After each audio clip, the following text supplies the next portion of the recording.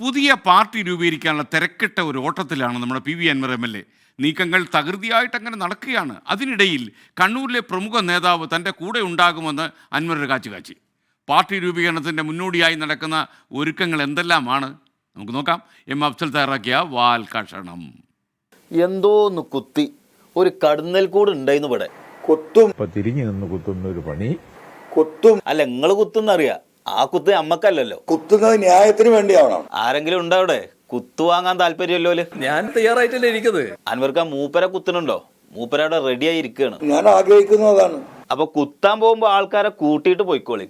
അവിടെ കുത്തു വാങ്ങാൻ ആൾക്കാർ ഇഷ്ടം പോലെ ഉണ്ട്. എത്ര കൊമ്പന്മാര് അപ്പുറത്തുനിന്ന് വന്നിട്ട് മറ്റേ കുങ്കിയാനുണ്ടല്ലോ, ഒരുമാതിരി പറപ്പ് പണി എന്നാണ് അതിന്റെ പേര്.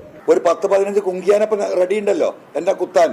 അല്ല അൻവർക്ക, നിങ്ങളിപ്പോ ഏതായാലും കുത്ത് നിർത്താൻ തീരുമാനിച്ചിട്ടില്ല. അപ്പൊ നിങ്ങളെ കൂടെ ആരെങ്കിലും ഉണ്ടോ? ഒപ്പം നടന്ന് കുത്തിച്ചാൻ പറ്റിയ ആരെങ്കിലും? അങ്ങനെ ഒരുപാട് MLA മാരുണ്ട്. മാറി നിൽക്കുന്ന CPM-ലെ MLA മാർ പലരും.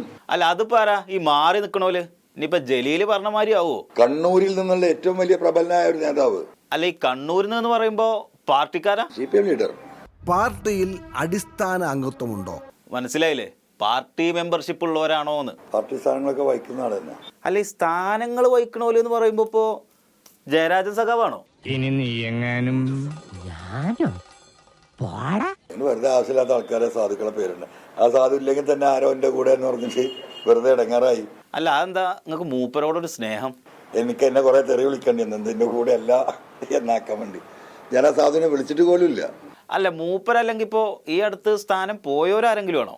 ഞാൻ പറഞ്ഞ EP-നെ പോലും വിളിക്കാൻ കാരണം ഞാൻ ഈ പരിപാടി തുടങ്ങുമ്പോൾ ഇവരൊക്കെ വിളിച്ചാൽ ഇതിങ്ങനെ ഒരു കൂടിയാലോചനയുടെ അല്ലെങ്കിൽ ഗൂഢാലോചനയുടെ ഭാഗമാണ്. വെറുതെ ഒരു കാര്യമില്ല. അവര് അതിൽ കുടുങ്ങേണ്ട ഒരാളെ വിളിച്ചിട്ടില്ല. അല്ല എങ്ങനെ ഇപ്പൊ നിങ്ങൾ ഇത് ഉദ്ദേശിക്കണത്? ഇതിന് വല്ല സ്ട്രാറ്റജി ഉണ്ടോ? കുറെ ബോഗികൾ ഇതിൽ ഘടിപ്പിക്കപ്പെടും. അതാണ് ഇതിന്റെ political strategy. Bogie political strategy. എന്താ നിങ്ങൾ തീവണ്ടി ഉണ്ടാക്കാൻ പോവാ? ഇതിപ്പോ ഒരു ട്രെയിനിന്റെ എഞ്ചിനാണ് ഞായറാഴ്ച പ്രഖ്യാപിക്കപ്പെടുന്നത്. അല്ല ഈ ഞായറാഴ്ചക്കത്തെ പരിപാടിയിൽ എഞ്ചിൻ മാത്രമേ ഉള്ളൂ, വേറൊന്നുമില്ലേ? ബോഗി പിന്നാലെ വരുന്നത്. എഞ്ചിൻ ഇങ്ങനെ പോകല്ലോ, കണ്ടിട്ടില്ലേ? നമ്മൾ ബോഗി കൊളത്താൻ വേണ്ടിയിട്ട് എഞ്ചിൻ മാത്രം. അല്ല അത് മനസ്സിലായി. ഇതിപ്പോ എഞ്ചിൻ മാത്രം ഇങ്ങനെ ഓടിയാൽ മതിയോ? ഇതിൽ ആള് കയറണ്ടേ? റെയിൽവേ സ്റ്റേഷനിലൊക്കെ നമ്മൾ കാണുമല്ലോ. അല്ല അത് കാണലുണ്ട്, വെറും എഞ്ചിൻ മാത്രം. അപ്പൊ നിങ്ങളെ പാർട്ടിയിൽ വേറെ ആൾക്കാരുണ്ടാവൂലല്ലേ? ബോഗി പല സ്ഥലത്തായി കിടക്കുക.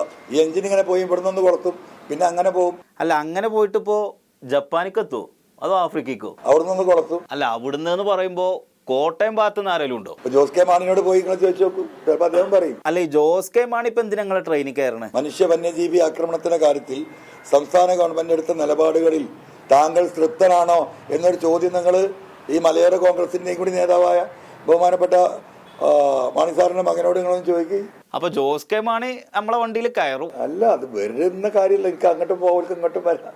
ഒരു പാലട്ട അങ്ങോട്ടും ഇങ്ങോട്ടും പോകാലോ. അല്ല മൂപ്പര് ഇപ്പൊ പോണ വണ്ടിയിൽ തൃപ്തനല്ലേ? അദ്ദേഹം തൃപ്തനാവില്ല. എന്നിട്ട് കോട്ടയത്ത് നിന്ന് പിന്നെങ്ങിട്ടാ വണ്ടി പോവാ? അങ്ങനെ കേരളം മുഴുവൻ അങ്ങനെ ഒരു 2 റൗണ്ട് നടക്കുമ്പോഴത്തേക്ക് കുറെ ബോഗികൾ ഇതിൽ ഘടിപ്പിക്കപ്പെടും.